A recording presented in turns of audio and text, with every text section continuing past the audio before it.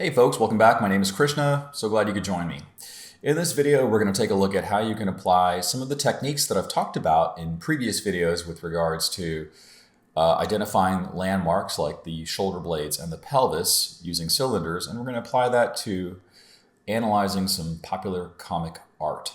So you can see here I've got a version of the Incredible Hulk taken from Sal Buscema, and I've got a drawing of Daredevil drawn by Frank Miller. And what we're going to do is we're going to look at each of these things separately, and we're going to apply this knowledge of the cylindrical shapes on this superhero art. In this video, we're going to focus on the superhero guys. If there's interest, I can make a follow-up video on superhero women. So if you want that, let me know in the comments below. All right, so let's go ahead and get started here. The first thing that I do is I look at the placement of the shoulder blades. These are our shoulder blades here, and I look at where they emanate from the character's head. So essentially what I have here is I've got a cylindrical shape that looks something like this, and there's a little bit of a gap, and we can see just a hint of the other cylinder. And then if we look at the location of the shoulder blades to the pelvis, I'll just draw the pelvis down here. We can see that we have the right leg here. There's a little bit of a twist. So we have something that looks like this. And of course we have the other end caps that are not shown. They're hidden from view. And this landmark here is very, very important. What we can do is we can look at the placement of the shoulders and the pelvis. We can check the proportions to see if they're correct. I may want to just go ahead and scoot this down just a smidge. And that's the nice thing about digital art. You can go ahead and do that. And once I have that more or less in place, let's drop the opacity and let's begin to tackle the form. So we can see here we've got essentially the chest. We're going to draw through the form. You can see the other part of the chest here. And then we've got the shoulder blades, which kind of look heart shape, something like this. And then we have the upper arm. And then we have the lower arm. And then we've got our trapezoidal shape for the palm, or the back of the hand. We don't really see the Hulk's neck here, but we are going to go ahead and block out the location of his head.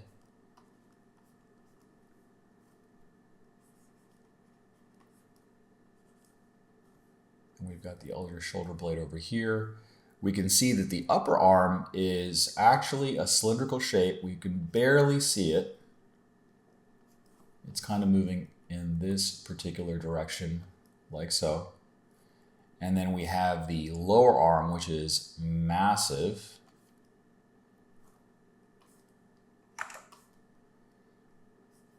And again, I'm not looking at musculature. I'm just looking at the placement of the forms. And then for this hand right here, I think it helps to look at the side of the hand as a trapezoidal shape. And then we've got, of course, we're looking at fingers. We're going to chunk those fingers together. It kind of looks like a wrench.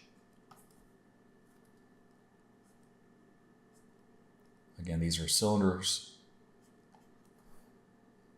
And then we can draw now the thigh.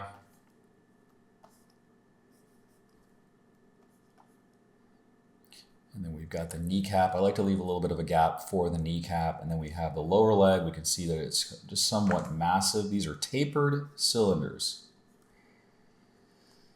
And this technique right here helps me better understand, if you've ever looked at the book, How to Draw Comics the Marvel Way with Stan Lee and John Buscema. It's a great book, but I remember as a kid, when I was looking through it, it just seemed to be super intimidating.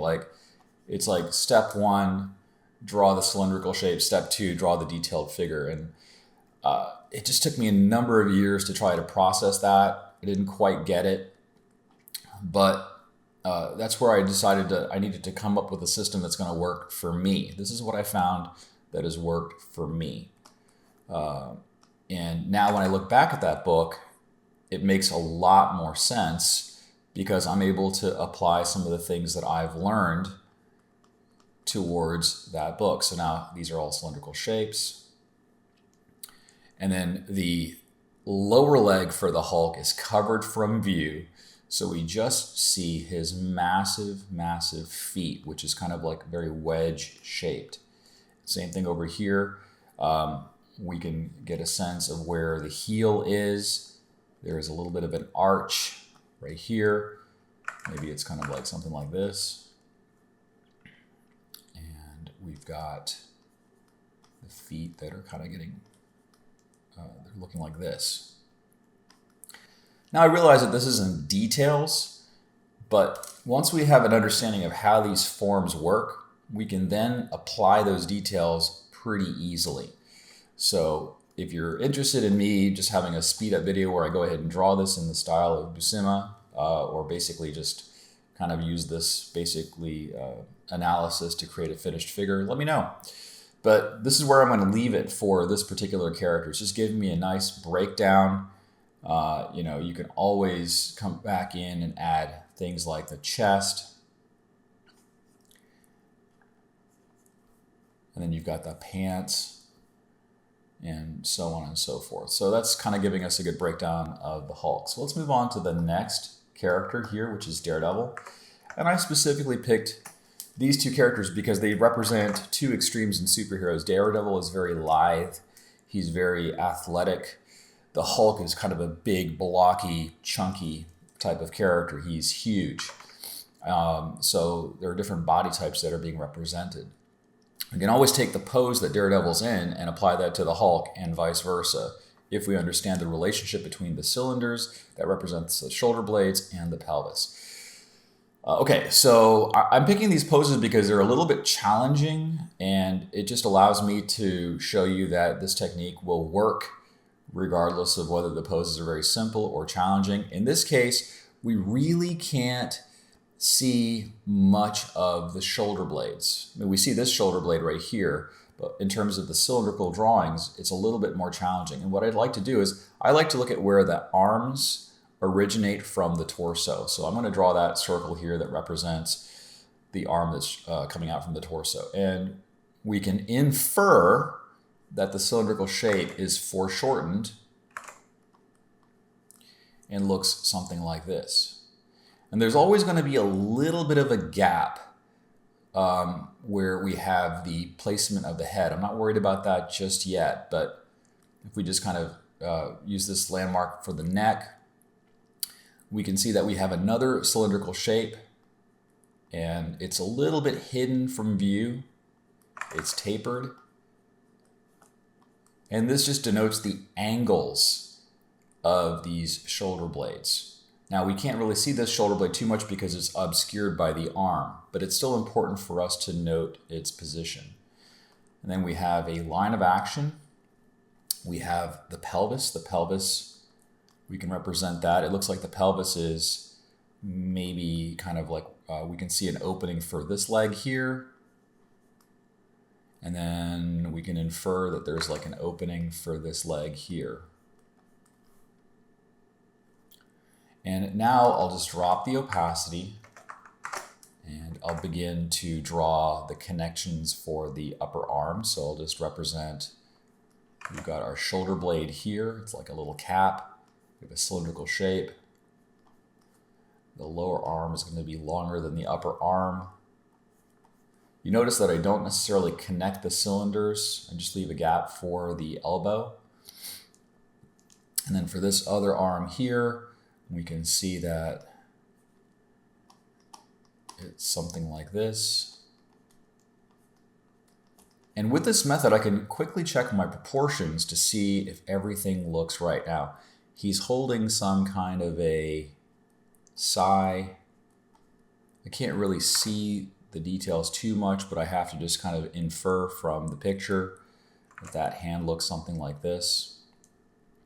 The other hand is in a fist. It's a trapezoidal shape. And we've got the thumb.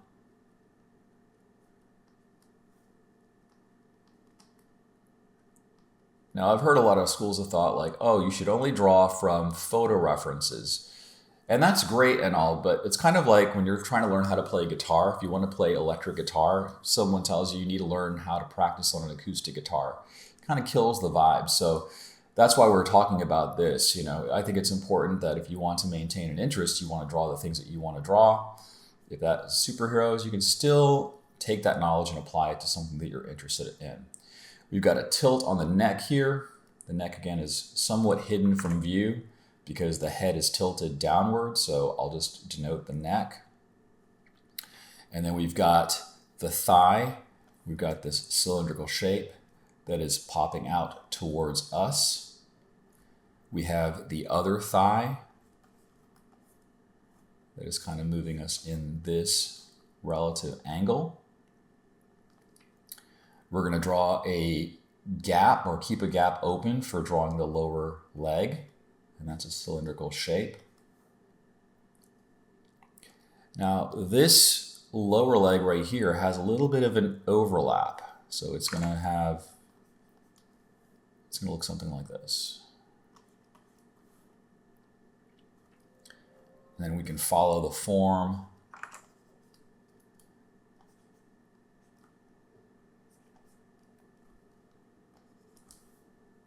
And then we can draw the head.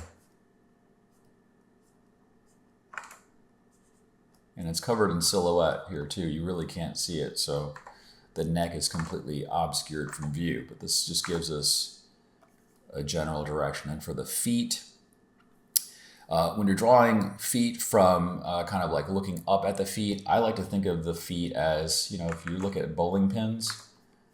So we have a bowling pin. It looks something like this.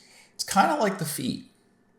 The only difference is if I flip that bowling pin upside down, it's very symmetrical, right? But if we look at the inside portion of the feet, this bowling pin actually it's a little bit warped. And then we have the heel. And when digitally drawing, I think it's beneficial to actually put the parts that maybe I'm not as comfortable drawing to draw them on separate layers. Now we've got the heel here, and then this other heel, we draw the curvature. Notice how the heel kind of extends beyond the where the back part of the cylinder for the lower legs falls.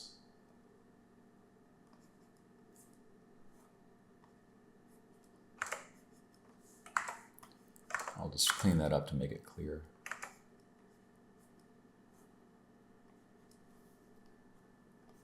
And we can always come back in. We've got the kneecap here. We can make connections. I haven't added anything in terms of musculature, but I'm just capturing the pose. And once I'm happy with that, I can commit those changes. We can see that this is in effect what it looks like. So we've got two poses here. Now, when you copy a pose from a comic book or what have you, and I'm just going to bring both of these guys out here, and I'm going to turn off the references for just a split second here. These poses, I think, can be helpful, but I don't just like to just leave them as is. I like to go ahead and tweak them a little bit more, and this is where this knowledge of how the cylindrical shapes works can be helpful, because I can really push this pose. This pose right here for Daredevil looks a little bit stiff. So what I can do is I can drop the opacity on this layer, and I can maybe extend that leg out to make it more dynamic. And maybe I'll have that heel, just to play with a little bit more movement.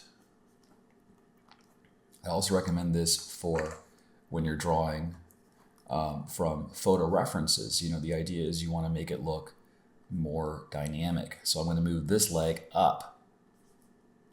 And you can do that. You can make that pose your own.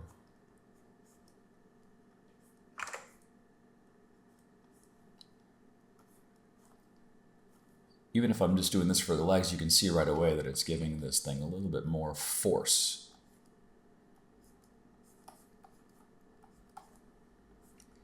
I might move this arm out to go ahead and give it maybe a little bit of a clearer silhouette. Move the head down. And yes, I am changing the pose, but I'm making it a little bit more dynamic. Now I know Frank Miller's poses are incredibly dynamic. I love his art. So I'm not making any judgment against that, but I'm just saying, okay, for myself, the way I'm interpreting the initial pose, for me, looked like it was a little bit stiff, so I want to go ahead and push that out. So now, if I turn this off, you can see that the pose that I have in blue here just feels a little bit more energetic. It's kind of an interpretation of the study, right? We do the same thing with the Hulk. We can draw over that, and maybe what I'll do is I'll just move that shoulder blade back even more. So we got the shoulder blade, and then we can have the arm extend like this. I kind of like this arm, so I'm not going to really mess with that too much. But maybe this other shoulder here, maybe I'll move this arm out.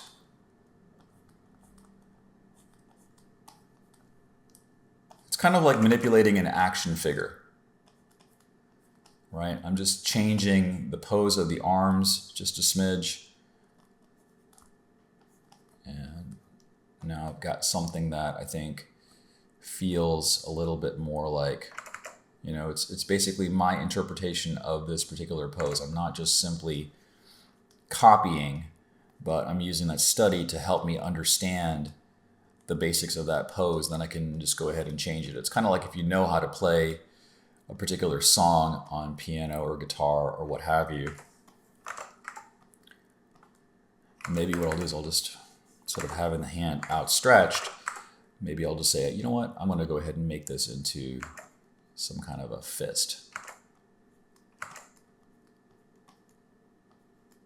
Right? You could do that. You don't necessarily have to go with everything that's on the pose. And this is part of what I think makes drawing really interesting. I can take someone else's art and I can study it, and then I can have my own interpretation. So going with that music analogy, it's kind of like when you learn the basic song, you can riff on it. You can make your own version of a song that has your embellishments, that has your style and attitude towards it, that honors the original, but also makes it, more of your own interpretation, right? You could all think about musical examples where that is definitely the case. Now I've got his feet,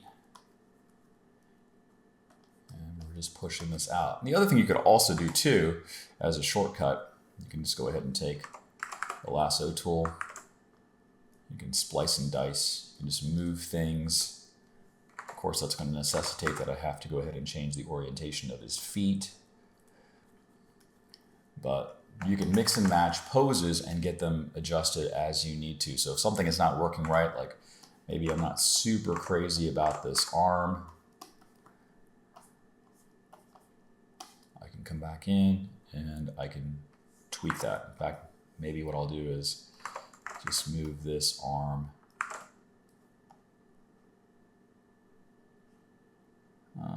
Let's move this arm out. I like that a little bit better. So there you go. That's just a few things that you can think about. If you're studying superhero poses, you have a wealth of opportunity of looking at dynamic poses, and then you can map on the placement of the shoulders and the pelvis and use it as a study opportunity to get better. So hopefully you found some value in this video. If you did, please give it a thumbs up so more folks can find it. As always, appreciate you being here with me, and we'll see you in the next one. Later.